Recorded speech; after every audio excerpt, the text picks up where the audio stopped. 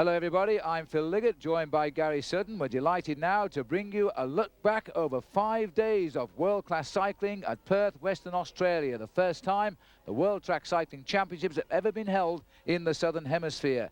In all, 12 champions were crowned, and I can tell you it was a superb 5 days of racing. Let's go to the action. Here's the lineup for the Kieran. Marty Notzstein, the defending world champion, and number 1, Jens Fiedler, the Olympic sprint champion, number 2, Frederick Mannion, a former world champion at this event, number 3, Roberto Chiappa would dearly like to be a world champion. He's number 4, Darren Hill has tasted glory here, he's 5, and Jean-Pierre Van Zyl of South Africa is in there, he's in 6, and the man off to our left as he comes up into 2nd place. This is a classic field. Well, it's probably the hardest event to pick the winner, Phil, but I'm going to stick with the Australian. Darren Hill would certainly be fired up after Shane Kelly's effort, and you can see there, again, keen to take him on from the front, straight onto the Derny. He's got Jens Fiedler about 3 back, Van Zyl from South Africa above him there, Meunier underneath the Frenchman, Meunier just nudging Van Zyl. Oh, nearly came down there. A lot of tricky men down there, Gary. Well, this is a dangerous event. This already we've seen 2 or 3 crashes in this event, and this is why Darren Hill wants to take it on from the front. If Darren Hill does lead out in this with Van Zyl on his wheel, he will certainly be a hard man to beat. I don't think Van Zyl can come off his wheel, but the likes of Meunier and Notzstein, they can certainly do the job from 2nd position. For me, the man we should watch out for is Frederick Mannion. He's won the world title before. There he is in 4th place at the moment, the white jersey of France. The French are on a high here already today. And Mannion is riding, I think, in the best position in 4, providing he doesn't get himself boxed in. Now, Hill has proven he always wants to be first man. He seems to want to open the race for the line. But if he goes too soon this time, I think he'll run out of steam. Well, I'm hoping that Hill will maintain his position there, and maybe the likes of Notzstein or maybe one of the others will jump round Meunier. Meunier was impressive this morning. There's Van Zyl copying a little bit of a hook there, and it could be from Notzstein underneath. He's got the world champion boxed in, and you can see the likes of Chiappa. They've dropped right back. They want a clean run. They know what's happened in the earlier rounds. The Derny's starting to pick it up. It'll come off the next lap. It's up around 45 kilometres an hour now. And you can see there, Hilly just starting to move around, trying to unsettle the opponents. So again, Darren Hill certainly wants to take him on from the front. Van Zyl in 2nd spot, and the current world champion boxed in underneath with nowhere to go. And here goes the motor. It's gone now, and they go for gold. And Jens Fiedler has immediately gone to the front. Roberto Chiappa comes on his shoulder. Through at the open door goes Marty Notzstein. Good piece of riding there, but he got squashed out by Fiedler. Now Chiappa is on the lead. Jens Fiedler is there. Oh, and a lot of whipping and waving there, and Marty Notzstein is still holding on to 3rd place. Over the top of Notzstein, who almost came to grief now, has come the Frenchman Mannion. Off the track goes Van Zyl. 1 lap to go now. Mannion has got it. The little man I call was the big danger. Has a lot of speed in those legs. He's got a good 4 legs on the field. The Frederick Mannion's going to land the world title for France, and the 2nd time. Mannion takes it on the line. 2nd will be on Roberto Chiappa, and 3rd will be taken by Jens Fiedler. That was a bitterly fought final, but Frederick Mannion took it well, Gary. He saw the gap and he went like a rabbit. Phil, that would have to be the easiest or the largest margin I've ever seen anyone win a world championship. He was in fine form this morning. You can see there, he'd be waving to Daniel Morlon, the great champion on the inside. Meunier there. He won by probably 5 or 6 lengths. He made it look so easy, Phil, when you look at the likes of the Olympic champion Fiedler there, the former world champion Marty Notzstein. Well, let's have a look at the replay. At this point, Mannion had seen his chance and had gone. And then he became the rabbit, and the hares were after him here. But they were never going to get up to him. Roberto Chiappa comes through in 2nd, and they crush out poor old Jean-Pierre Van Zyl, who is left in the 4th place, I think, there. But you can see here, this is where he got away. There was a lot of bumping and barging there, and Mannion saw his chance, and he gave it just about everything he got. At this point, he won this world title. The last time he won it was back in 1995, by the way, as he comes round the track. So Frederick Mannion is the new champion of the world for France. The placings, we better wait for confirmation, because you never know with the judges. There was a lot of rough riding in this championship. But the world champion, Frederick Mannion. Well, there we are. So Magnier, the world champion. We'll have a look at the results now, which are now confirmed by the race referees. And Jean-Pierre Van Sale of South Africa gets the second place and the silver medal. His country's going to be delighted with him for that, and I think he deserved it. Marty Notstein getting third place, defending world champion. Darren Hill just squeezing in fourth place there now. Chiappa and Fielder relegated from second and third to fifth and sixth. Stefan Nimke, also a World Cup winner, only 6 World Cups held throughout the year. And he would certainly be an excellent start there from Nimke. It's so hard to get a big gear rolling. You put all your weight behind those pedals to get those wheels rolling, and once you get them going, just before you get into this banking, you sit in the saddle, and then you get stuck into the pure speed aspect of kilometre riding. Now, as he comes through, it's going to be a good start. 18.981. He's on the par with the best at the moment. So he started well. Now, can he survive? A little bit slower than Tournon, but we're talking of tenths or even hundredths of a second here. 1/10 to be precise. As Nimke now goes to 32.854, and again he's just on the edge of the time done by Tournon. It's a blink of an eyelid in it, that is all. So this third lap is going to see if he is surviving as well as the Frenchman did. He comes through now in 47.569. He is still just that 1/10 of a second outside the French time, so he's on a ride of a 1:03 if he survives this, and he could well just shade it if he can hold it to the line. He looks good at the moment, comes off the banking with a great thrust to line. 1:03.470. He did it on the last lap. That was a great finish by the German, Gary. 1:03.470. It was all on the last lap, Phil. You can see all the power. He maintained the speed, especially with a half a lap to go when everyone starts to fade. So it was certainly a great ride. And there he is, a wave to the crowd, 1:03.47. So now the German leads away. This is where he fought on. This is where it's all won and lost. In the last half lap, goes a little bit high. This is where you start to fatigue. And again, the shoulders rolling. He lunges towards the line. And like all of them, they look straight at the scoreboard to see what time they do. There's the heavy double strap there being drawn in by Soren Lausberg of Germany. Third in the Olympic Games and second in the World Championships. He knows the man he fears most is starting behind him. A huge chest as he drew in half of the stadium into that chest then, I think. Well, at the World Championships last year, he went through the first lap in a time of 19.09, so he's not the fastest starter, but he will certainly bring it home after that.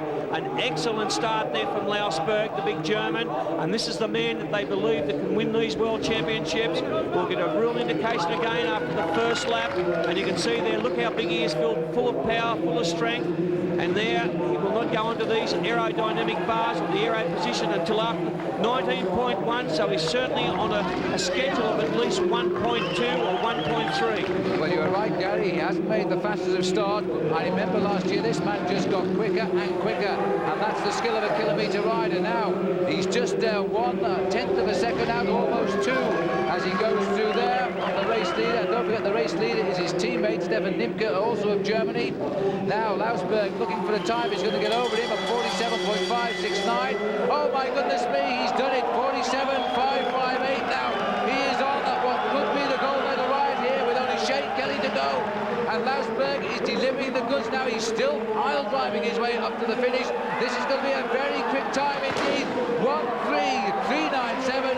He has the best time and a certain silver medal. Well, there's no doubt about it, Phil.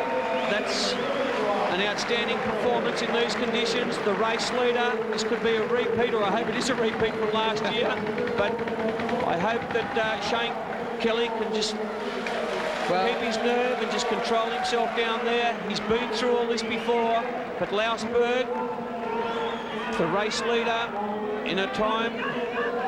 Just look at this guy, here he comes. He never slowed down, he just gets quicker and quicker. He started behind the leaderboard, he nibbled away at it, and by the end of the third lap he was in front. He didn't slow on the crucial final circuit, and he came off that banking full of speed and done enough now to have given him the best time of the race with only one man to come. 1:03.397. And if you can hear the noise, I no need to tell you now that we are in Perth, Western Australia, and an Australian by the name of Shane Kelly has come out onto the stadium. He has been under this pressure so many times before, and I think he likes it. Well, the pressure certainly doesn't worry Shane, and I'm probably one of his biggest fans, Phil, but maybe the impossible here tonight for Shane Kelly. He's had setback after setback. He broke his shoulder in Japan at the Kieran Series earlier in the year.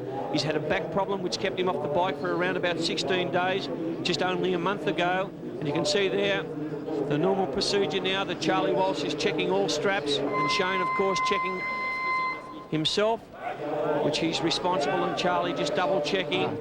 1:03.39 is the time to beat. Shane is certainly capable of doing that. Now Shane Kelly, he normally starts the first lap in a time of around about 18.9 and goes through the 500 in about 32.7. So you can see the countdown about to happen. Here we go. The crowd are responding. Shane Kelly is underway. He wears the armbands of a world champion because that's what he is. He's now looking for a third straight title in the kilometre. He's the last to go. He is aiming at 1:03.397 seconds, and he needs to go through this start at inside 19. He goes through just 18.992. Not the fastest at that point, but then neither was the man who's currently in the gold medal slot. Kelly continues to drive on now. He's looking for a time now of around about 33 seconds. He goes through best 32.848. Sean Kelly is climbing back up in Shane Kelly, rather climbing back into the gold medal position he has become so accustomed to as he comes round to complete the third circuit at 250 metres to go. He is still in front, but look at that, 1:82 on the second, and that is all for Shane Kelly. He's got to survive just as Stefan Landsberg did if he's going to take gold for a third time in 3 World Championships. Charlie edges him on. The record is his. 3 straight wins, 1:03.156. He has done it, and Australia on the opening night of the World Championships, the first time in Australia, have themselves a world champion. Well, the crowd have erupted here. Look at this, a standing ovation for Shane Kelly. He's done the impossible. He goes up onto the track there, clapping hands, the crowd standing. I've got goosebumps, Phil. He's done the impossible here at these World Championships. He's had setback after setback. And he was saying a few days ago he couldn't believe he was feeling so fresh and strong, but didn't know what to expect at these championships. And he said it before the championship started. He would be happy with a 3, yet he must have shuddered in his boots when the 3 riders he had to beat had already done a 1:03 ride. He was talking of tenths of seconds again, and this man is a perfectionist. He's gone inside the best 1:03 ride. This has been one of the closest championships for years, with 4 riders recording 63 seconds, and all medals decided by fractions of a second. And Kelly has done it. He becomes the first rider since the championships were changed to open competition to win 3 in a row. And he's done it with Bogota, he did it with Manchester, now he's done it here. Where better than in Perth, Australia? This is it, Gary, you call it. Well, to perfection, Phil. He goes a little bit high there, but look how smooth he is. He's just coming out of the bottom bend there into the finish line, and this is why he's the world champion. Very little movement, all the power going into the superbike, the Australian-made bike, and you can see Charlie Walsh calling on the inside there, go, go, go, and you can see he lunges to the line. The crowd still standing here. This is a great moment for Australian cycling, and Shane Kelly there, all his family are here.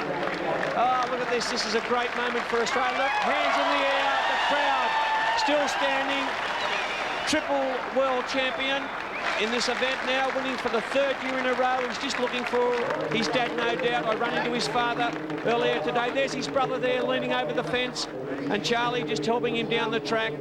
Charlie wasn't feeling that confident at the start of the night. I spoke to Charlie just before. He said it would be an incredible effort if Shane Kelly could pull it off here tonight. And there he is. Well, he's the nicest man, Phil, in cycling in Australia. He's loved by everybody. He's won it by 24 hundredths of a second. Does this man deal in close quarters or what? It was even closer last year for him, but he is inch perfect, and I mean inch perfect. Or is it centimetres these days? The result of the kilometre time trial championship is a win for Australia. Shane Kelly of Australia, 1 minute 3.156 seconds. Stefan Lausberg, who was second last year, goes a little bit further away from him this time, but only a little bit, 1:3.397. Nimke comes into the medals for the first time. Another German is there now. He also did a 1 minute 3 second ride. And the fourth rider too, well, he was also there with 1 minute 3 seconds, and that was Arnaud Tournant of France. Here's the rest of the finishers, but this has been an extraordinary championship, and Australia getting the gold medal they deserve with a great, great bike rider. Alexei Markov, the youngest man at these World Championships, has silver, wants gold, up against Philippe Hermanot, had 2 silvers and never a gold. What a fight this is going to be. It certainly will, Phil. Markov off to a very good start. He will go through the first kilometre in a time of around about 1:08. And look at this. This is the man to beat. Well, there is Markov going off now as they start. And we'd expect this. Markov is down by 1,000th of a second on the start. This is going to be a very equally matched competition here. There's Hermanot, 6,000th of a second at the moment, down. So he swung it the other way. Well, the crowd's still very quiet here, Phil. There's very little between them, and I still think Hermanot's got the goods to come home in the last kilometre. We'll get a bit of an indication when they go through the first K. I believe it'll be around about 1:08. Well, look at this now. Philippe Hermanot settling into his swing just a little bit. He rides this track, as Brad McGee has said, so very, very well. But then so too does Alexei Markov. 4/10 of a second the gap at the moment. We're heading round towards the first 4 laps completed. Although time is no longer of importance, it's man against man in the final. Half a second now the gap for Hermanot. This man is on a mission, I think, Gary. He was second to Graham O'Brien in 1993 at Harmer. He was second in the Olympic Games to Colinelli. Colinelli already got only bronze here, knocked out by Markov. And Markov now would dearly love gold, but he may have found his watershed here in this brilliant Frenchman. Well, 77 hundredths of a second separate him at this stage, and Hermanot looking very smooth, beautiful pedalling style, as Bradley McGee said. And there we can see Markov, the man that Bradley McGee beat at the last Olympic Games. Markov coming through at the bottom of our picture now. As Hermanot has gone through, the gap is stretching dramatically over 1 second now. For the first time, Alexei Markov has been put on the back burner here by a Frenchman who has been coming to these World Championships almost as long as me. And now he looks as though he's on course for his first gold medal. Well, again, the gap opens up even more, Phil, 1.38 of a second. And look how smooth he is there, full of concentration. He will just listen to the coach on the inside, and he's looking the goods at this stage. Well, look at the man who I think is going to win the World Championship now, unless he cracks dramatically in the next 2 kilometres. 2:14 he's gone through, he's half distance now. And Philippe Hermanot has come here full of determination. There's always been somebody in his way throughout his career who's taken the shine off his medal haul. And really the indications were that Markov, the young man who's come here, might well do it as well. But not to be the case now. Philippe Hermanot is riding a superb pursuit. He did the fastest qualifying time, and the best time we've seen so far, of 4 minutes and 20 seconds. And now he's cruising, and at the moment, he's on a ride of around about 4:24. But the more important thing is, he's winning this competition. He goes through the halfway mark, and the gap now is 1.82 seconds. He's certainly in full control, Phil. Again, just listening to the coach, I don't think he's let loose yet. He's probably expecting Markov to fight back. I don't think the fight's going to come from Markov. And look at that, just probably a little bit of a glance there to the left. Markov trying to pick it up, but Hermanot in full control. 3 kilometres approaching now, and 3:90 for Hermanot, with 1.5 seconds the gap, and just 1 kilometre left to race now. And for the first time in his life, as Markov begins to sprint, there he is. He is now giving it just about everything. What a talent this man is going to be in the future. And Brad McGee better take note, because he could meet him one day in competition. 1.7 is the gap right now, but this time Philippe Hermanot of France has come the furthest he's ever travelled in his life to a World Championship, to Perth, Australia, and is going to prove the happiest 23-hour plane journey of his life. He goes through now. The gap is open, 2.2 seconds. He is set fair now for the gold medal, and for the first time, he grits his teeth. The pace is beginning to tell, but when you're winning, suddenly the pain, you don't feel it anymore. The bell will be the music. The gap is there for all to see. Markov sails away now. In fact, the gap is saying 11 seconds, but it isn't that. The clock got a little bit haywire there, but Philippe Erminot is running away into gold this time around. Second in 93, second in the Olympic Games, now the world champion. 4:23 the time, almost an exact second the difference. Markov did come back, but it wasn't quick enough. Well, Erminot, the world champion, his first world individual pursuit championship. He'd been pleased with that. He was in full control. It looked like he had to dig a little bit deep there on about the 3rd kilometre. Markov started to fight back, but in full control, and the world champion for the 4,000 metre individual pursuit. Well, the time has not been published on the screen. I think they went so fast over that last kilometre, the clock itself just saw blue smoke, but there's no doubt it's man-on-man. Time is really academic at this stage of the 4,000 metres pursuit. And Philippe Erminot tonight is going to know at last what it's like to climb onto the #1 position of the podium and collect a rainbow jersey, or as he will call it, an arc-en-ciel. Now, let's move on to something that's going to excite us all, because we're now moving on to the ride for 3rd and 4th place here. This is what the timings have done. They've placed Australia in the ride for the bronze medal, where they're going to have to outride Greece, and this will not be a walkover, Gary, because Greece have ridden quite simply superbly here. Later we will see France against Germany in the race for the gold medal. So the world champions, Australia, coming to the line with Shane Kelly, Danny Day and Sean Eadie, and Sean Eadie, and they're going to have to do something special against Georgios Simonetidis, Dimitrios Georgalis and Lampros Vassil Lupoul. Well, important for Danny Day to try and probably bring his time down just a fraction. He rode exactly the same time in both heats or qualifying rounds, 18.69 for the first lap, and Greece went through in 18.48. So we may be just a slight bit down at the start, Phil. Well, we watched the Greeks earlier. They really rip out at the start, and they give it everything they've got. They viciously attack their bikes and the tracks. So just watch the start of the Greeks here. They're on the right of our pictures. They make the start. Now the Australians go beneath our picture. Here they are. They get those big gears turning very, very early. Danny Day again takes the win. Look at the Greeks here as they start to go as well. This is going to be a very difficult cross. As a fraction in it, but we need the clock to tell us. The clock is saying that Australia just about 1,000 in front. Nothing between them, Phil. A great start from Danny Day, and there we can see the Greek team going very high on the track. And this is Sean Eadie from Australia taking over from Danny Day. Sean Eadie pile drives for the Aussies, while Simonetidis takes the Greeks down the back straight. This is going to be a desperate sprint. It is going to be a classic Olympic sprint. Now he's down to Shane Kelly to do the business here, and he's up against Vassipoulos as they come round now. Kelly comes up the line. He gets it. He gets it. He broke the spirit of them on that last lap with a fine piece of riding again by the man who took gold last night. Now he's got a bronze medal to match it, and for his two young teammates, this is going to be again a special occasion for Danny Day and Sean Eadie. They've done the goods. Well, didn't the Australian people fire up there? Australia taking the bronze medal and defeating Greece. And Shane Kelly, the anchor man, they were dead even going into the last lap. Very little between them, and there you can see Danny Day on the top of the track there.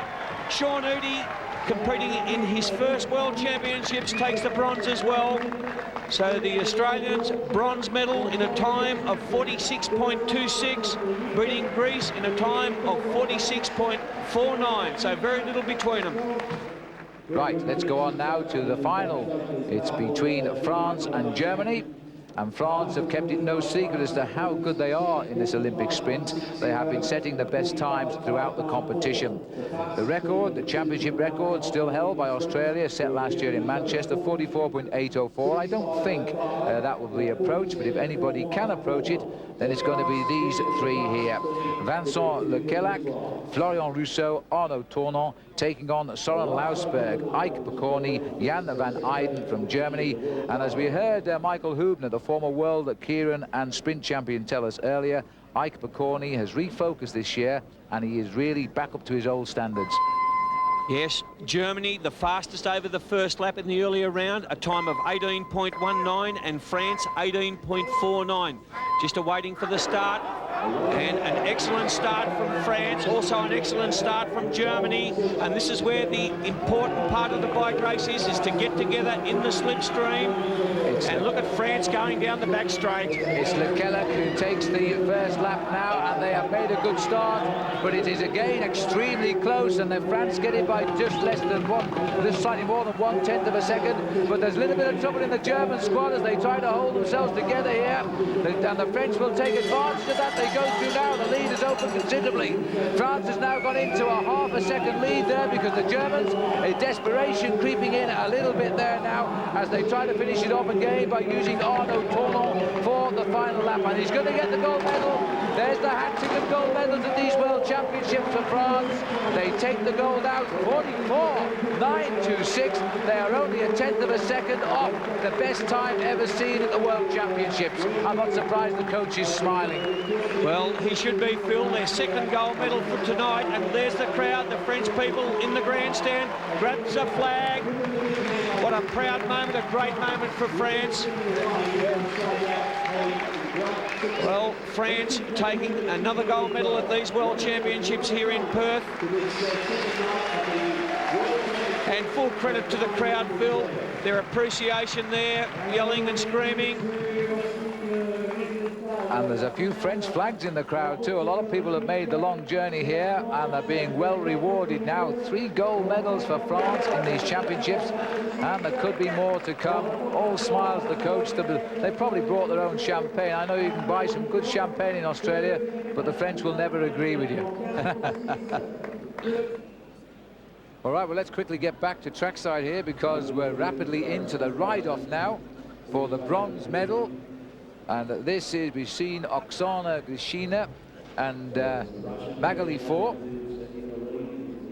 And I think, well, I'm not quite sure how Grishina is going to ride this one, Gary, because this is going to be a pretty tough decision for her. She did get a great win against her in the first run, but Magali Four got the better of her with pure speed in the second one. Magali Four would be full of confidence after winning the second heat. And Grishina there, just content to roll at a very steady pace. Good distance from the Frenchwoman, of course. There's very little between them, Phil, and just one little mistake, as Michelle Ferris did, just took her eyes off Ballinger on one occasion and paid the penalty for that. And here we see Grishina there, content just to lead out at this stage. We're in a situation where she has to lead anyway. And here's a bit of a move underneath. So the Frenchwoman keen to lead out. And of course that's the wrong thing to do because she's full of speed, and Oksana Grishina really should get a run at her now, because if she lets Magali Four go into the lead of the bell, she'll show her a clean pair of wheels. I feel sure of that.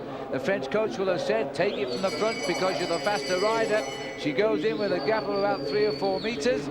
Now she'll start to wind it up, and I don't think the Russian woman has got the power, because now she's going to be the unlucky 4th finisher. I think she's come right up on the slipstream. Now watch that red line, because the shoulder to shoulder. Oh my goodness me! There is a surprise. Well, it's at times like that, Gary, you really should stop commentating on sprinting, because that was a wonderful recovery by the Russian lady. I don't know where she found the speed from, but she has taken the bronze medal with souplesse.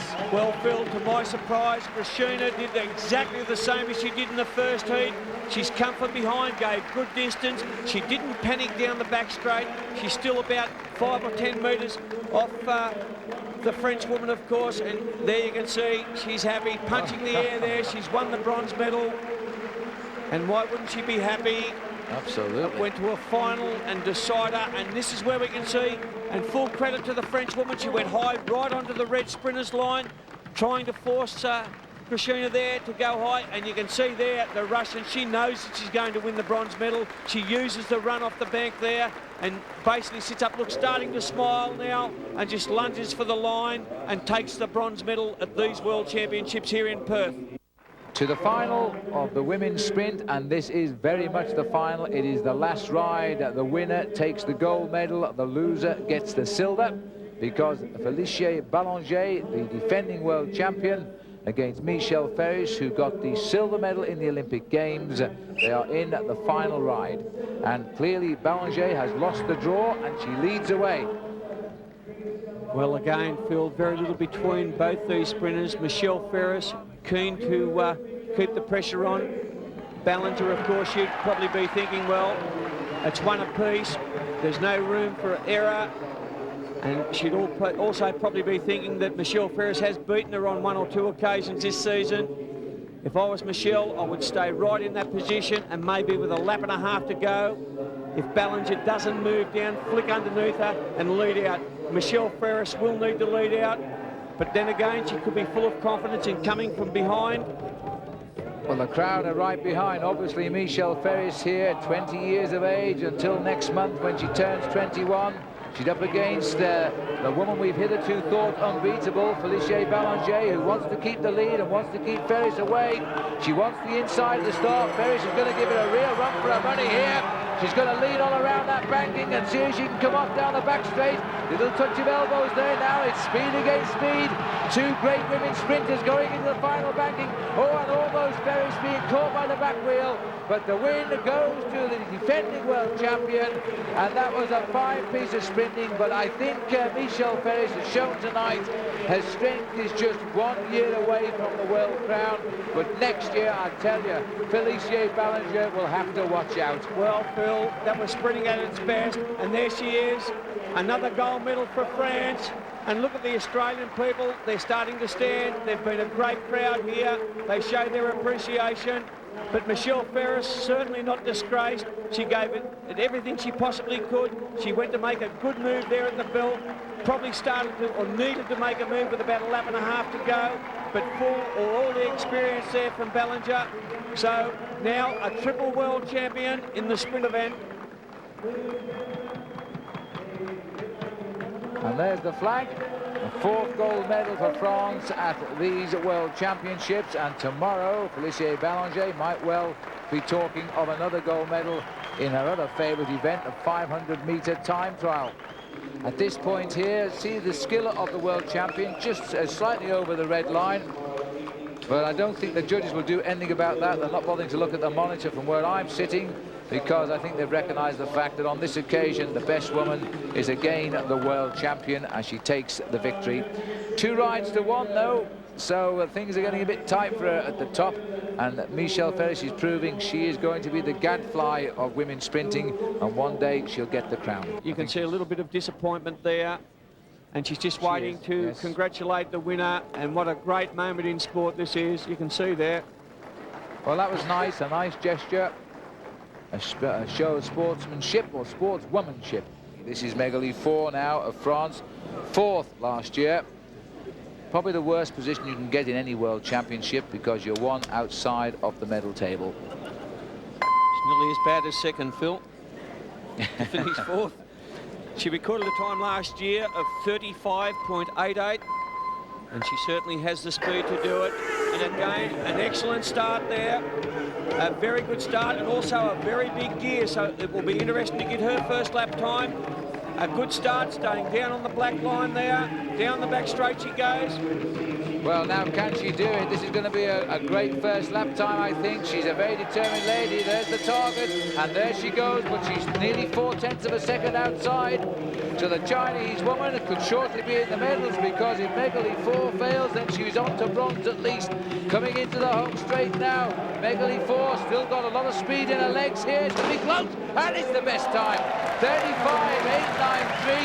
She pulled out the better second lap. She survived the distance because she's superiorly the fitter woman. Slightly down at the start on the first lap, but it goes to show the big gear. Once you get it going, she kept it going all the way to the finish. She had a good line coming into the last lap, or the last half lap, I should say. And again, we have a new race leader. The time now to beat 35.89. And again, France dominating. Unbelievable. It took a French woman, and here she is to knock China's Shua Yang off the top of the leaderboard and into second place with a marginally quicker time, which equates at just about 0.04 of a kilometre of an hour quicker than the Chinese woman. And as we watch the replay here of Megali 4 going around the track to the best time, onto the track comes Michelle Ferris to an enormous cheer, and she knows now she has to do a great ride. So there's Megali 4. She can sit down now. She has the bronze medal. Will it be silver or will it be gold? We'll find out now pretty soon. Here is Michelle Ferris. Michelle finishing in third spot last year at the World Championships, a time of 35.69.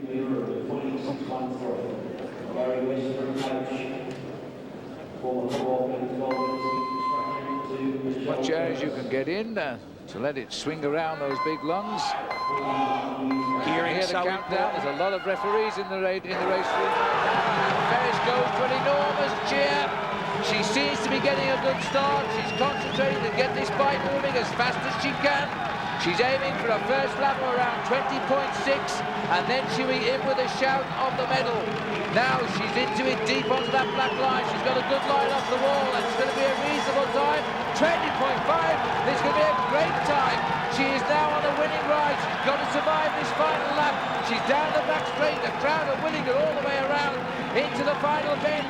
Now she comes into the home straight. It's going to be desperately close, but it isn't. Yes, it is. What a great ride. 35.719. Michelle Ferris has a certain silver. She now has to sit down and await the arrival of the world champion, Felicia Ballanger. Well, she came out under pressure, Gary, and she delivered the goods so well. Incredible performance, Phil, and look at the crowd. I've got a job to hear you sitting here. Michelle Ferris, well, silver medalist so far. Now she has the agony of just waiting for Ballinger, the current world champion, to ride. Well, the crowd, it's incredible the feeling here. And Michelle Ferris now leading the World Championship with a time of 35.71. And here we go, an excellent start from Michelle Ferris. Gary West there on the inside. And beautiful, nice and smooth, right on the black line. And all the way to the line. And there we see going a little bit high there, back onto the black line. And this is the last lap, down the back straight. All of the way here, she had a fabulous last lap. This is where you win it. If you're fit enough, you can hold your speed to the line, and boy, did she do just that. She was third last year, third the year before. Now she is certainly second. That's improvement, but she wants, of course, the gold medal. She wants to be a world champion. Well, now, this is going on. The defending champion, Ballinger of France. Michelle Ferris's first lap time of 20.59. Felicia Ballanger has come under pressure before from Michelle Ferris. Now she's under immense pressure here because an Australian youngster is beginning to threaten the reign long-term of this French Wonder Woman, the defending world champion, the world record holder with 34.017. Now, is she going to produce a world championship performance as she goes through? 90.417. That is incredible. That is absolutely unbelievable by this woman. The only question we can ask, has she gone too quick, or is she going to go for gold here in the big-time world record? She comes up towards the finish, 34.681. She doesn't get the world record, but she gets the world title, and no one can take a brilliant, brilliant ride away from the French woman. And Jacques Chirac of France better start writing another letter, because that was brilliant. That was brilliant, Phil. The crowd, again, showing their appreciation. We're all been on a high after Michelle Ferris's performance. And look at the people there, all clapping, of course. And Ballinger of France wins her second world championship. An incredible time, 34.68. Michelle Ferris certainly not disgraced, a time of 35.71.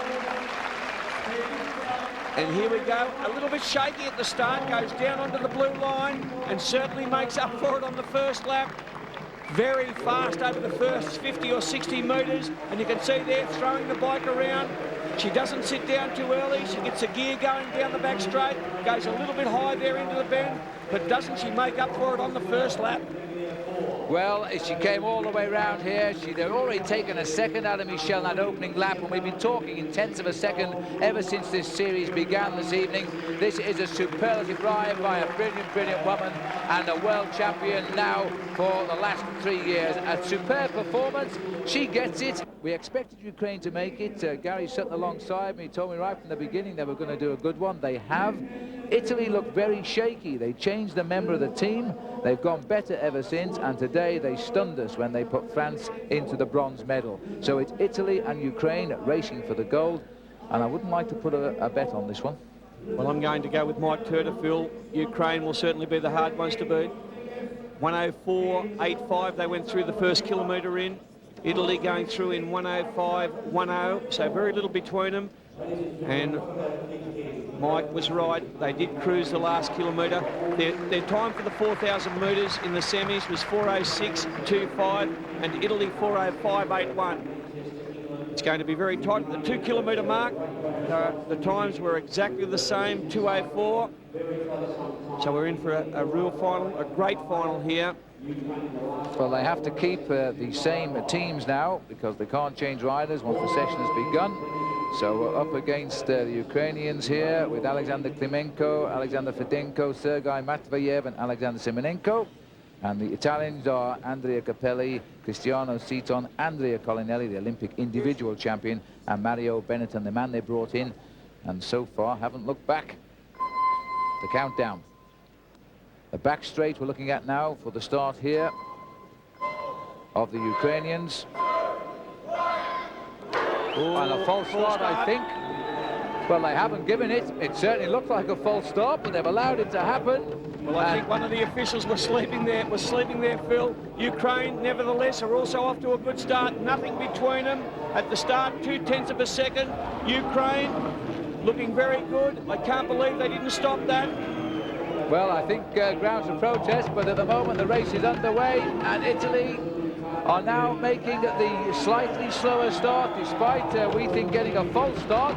So it hasn't made any difference at all, Gary, because the Ukrainians are going to give them a real run for the money. Ukraine will try to go through the first kilometre as they did in the semis in about 1:04, I would imagine. And at the moment, they're looking the goods. They're 4/10 of a second up on Italy. Well, Ukraine has never won a medal of any colour in the World Championships, but now they are in with a real shout of gold. They've got silver, of course. They want the gold colour.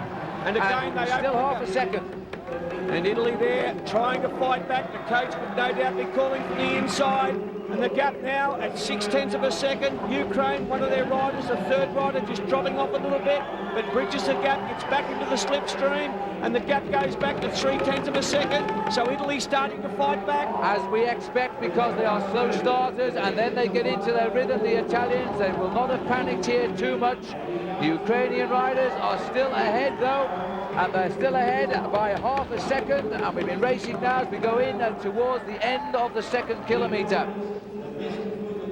Very sorry, Gary, very exciting. Every rider here working well at the moment. We're looking for little gaps in the wheels there to see if anybody's suffering. The Ukrainians have put the advantage on themselves here, and also the pressure by taking the lead. At the moment, the gap is still there, almost a second now.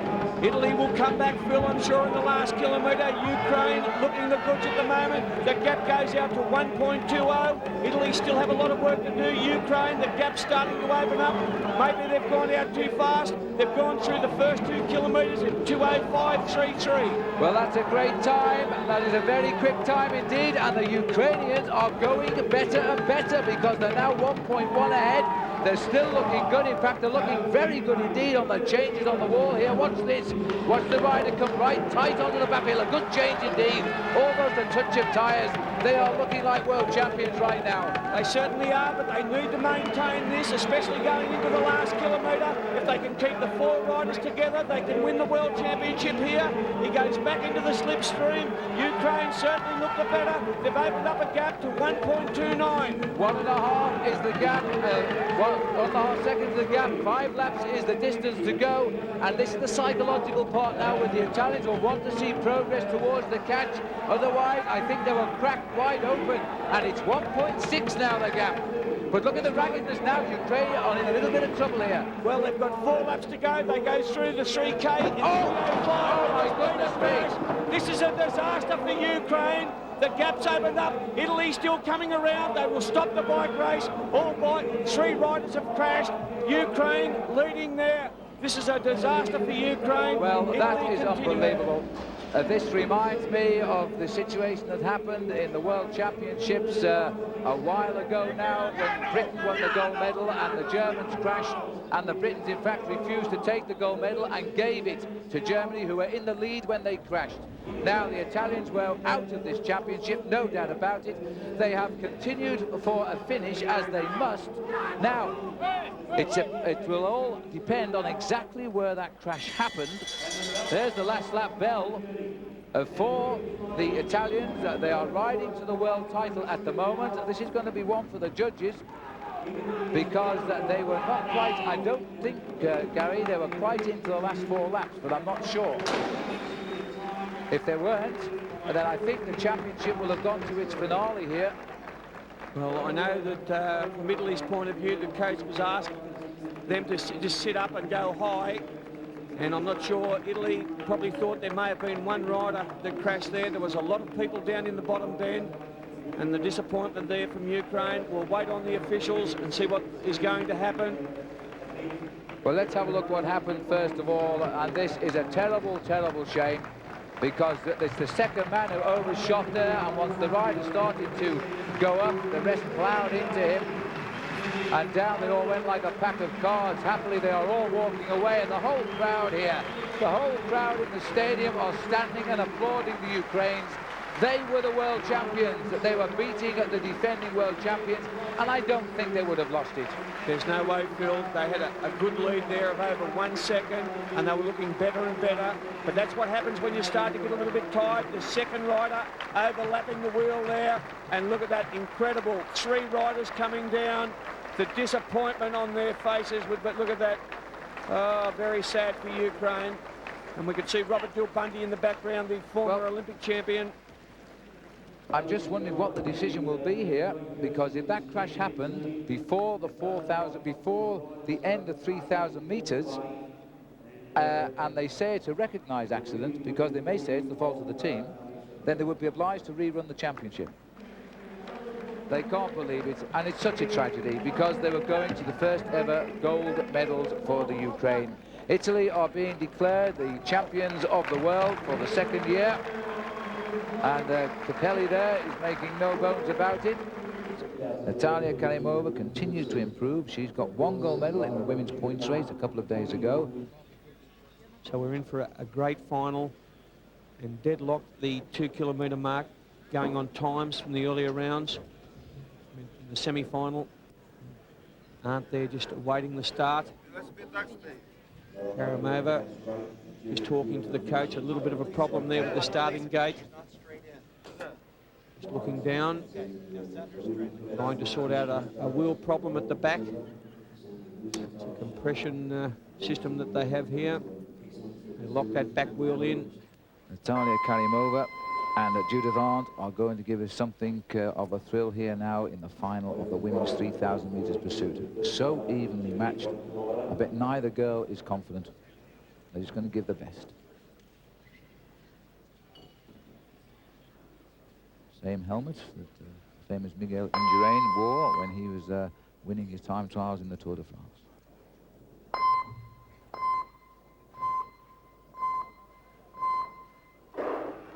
Good start by both women. They hardly rocked out of the cradle as they start now, and as they cross in the first half lap, we could well see the clocks matching here, because the 2 girls are so evenly matched, and as they go through, in fact, a little bit better the start coming from the Russian youngster. a big improvement on the earlier ride. The Russian certainly going to put the hammer down early, put pressure on the fastest qualifier, Arndt from Germany, looking very smooth as well, riding right on the black line as you need to. And again, the German starting to pick it up as well. The German down by 0.3 of a second. Well, Judith Arndt put onto the back street at the moment, but they cross now, and the gap is building. But it's Karamova who's gone back, so she's been reversed in only a couple of laps here. As Judith Arndt has now got into her stride and is settling down. She's following that black pursuiter's line as close as she can. Arndt looking the better of the two at this stage. Maybe she just held back in the semi-finals. Opens up a gap now of 84 hundredths or 0.8 of a second. The Russian trying to fight back. And this is a little bit of an indication when they start to move around like that, Phil. They're doing a little bit tough. She's starting to slide forward on the seat. Well, it looks to me as though Natalia is under a little bit of pressure, but she's got the legs, I think, which is half a second is all that the gap is at the moment. And there's still 7.5 laps to go. It's a long way. Now, if Judith Arndt did suffer against Yvonne McGregor in what was a close run thing, it'll happen in the next couple of laps that we will see that. The coach calling for a little bit more. It's 4 hundredths of a second at the moment. The gap's starting to close. Arndt still looking the better of the two, nice and smooth. The Russian moving around a little bit. Arndt there, riding right on the black line as you need to do in this individual pursuit. So Judith Arndt, who walked away from the Olympic Games with a bronze, now racing for the gold medal here, but Karamova has certainly not given up yet. She doesn't look as fluid as the other woman. The other woman looks like a pure pursuiter. Karamova here, using a heavier gear, but you see the beautiful souplesse here of Judith Arndt, and Arndt might be riding now to the gold medal. The gap now going out to 0.5 of a second, so the Russian still hanging in there. She will come home a little bit quicker in the last kilometre. Arndt still looking the better though. Karamova there, fighting, still moving around a little bit, riding the black line fairly good. They come around this time to the 2 kilometre mark. They go through in a time of 2:27, which is just slightly slower than what they did in the semi-finals. So they're running to a schedule of around about 3:37 at the minute, but the time is no longer important now. This is woman against woman. The one that gets home first is the world champion. The other gets the silver. Neither has ever been the world champion before. And in fact, the Russian woman was 4th last year, never got a medal. So she certainly improved. Arndt, though, is looking good for gold right now. The gap now goes to 6/10 of a second, nearly 7/10 of a second. It'll all be done in the last kilometre. Arndt there starting to get a little bit tight. She hits one of the sponges on the inside of the track, came down a little bit too low there. Karamova there fighting back, riding right on the black line. The gap now goes out to 9/10 of a second. So it looks as though Judith Arndt has kept the pressure on, and she's maintained her pace, and at the bell now, I think she's heading for the world title. It's 1.1 seconds now, as Judith Arndt, who didn't take part in the titles last year after getting the bronze medal in the Olympic Games, is now about to be crowned the world champion. She's 5 seconds away from it. She swings down the home straight. Germany get the gold medal. 3:38.730, and 1.3 seconds later, Natalia Karimova of Russia comes home and gets the silver medal in the women's pursuit. There she is, Gary. She's always promised it to us right from the day she qualified best here in the first match on the second match on the track, I think it was. She deserved to win the final. Look at the smile on her face there, Phil. So pleased with herself, and why wouldn't she be the world champion? There's the coach with a great smile as well. Very controlled, individual pursuit. Just kept looking at the coach as she went past. A wave to the crowd down the back straight.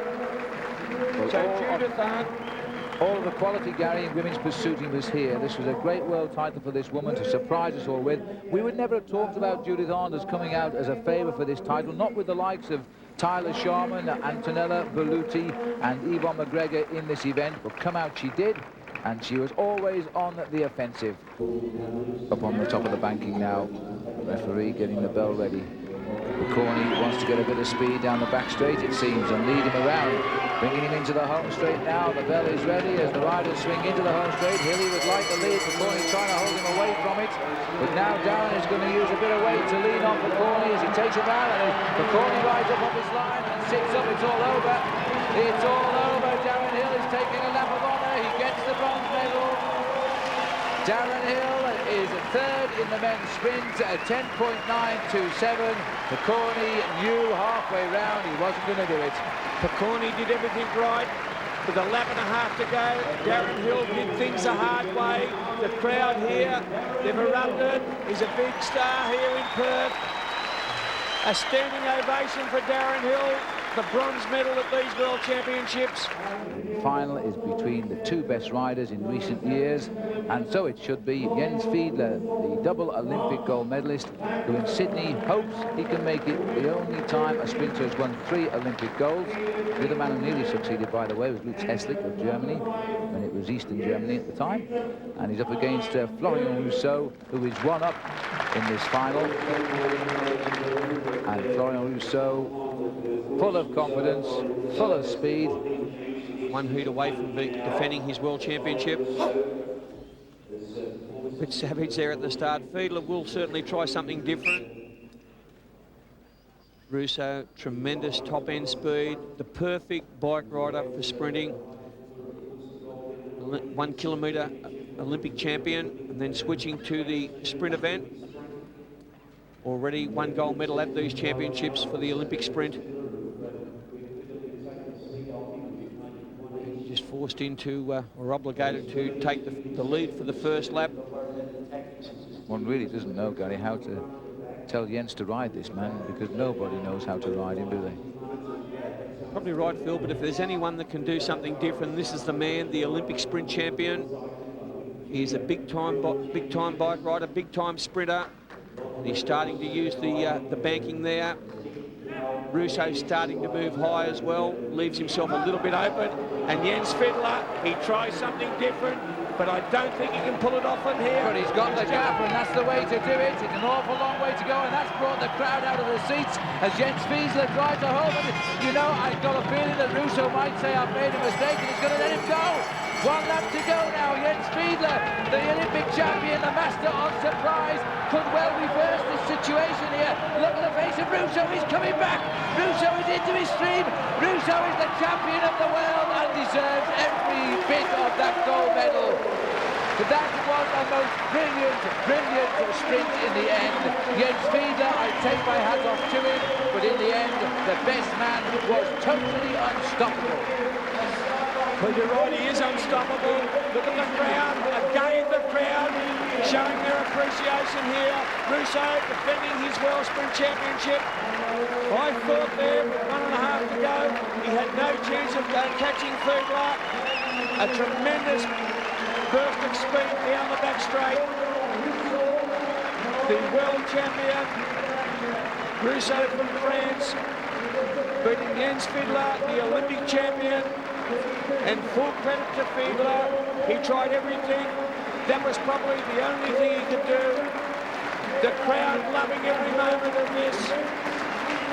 Well, what a great way to bring these World Championships to an end with a final like that. So this is the final medal table. After 5 days, 12 champions were crowned. France getting half of them, 6 gold medals, 2 bronzes for them. Italy finishing second with 2 golds, 1 silver and 1 bronze. The hosts, Australia, not doing as well as they would have liked. They got 1 gold with Shane Kelly on the opening day and backed that up with 2 silvers from Michel Ferris and 2 bronze medals as well. Well, next year, the World Championships will go to France. They go to Bordeaux-le-Lac, and that is where France will have to defend half of these championships. Until the next time we meet, for Gary Sutton, I'm Phil Liggett saying goodbye.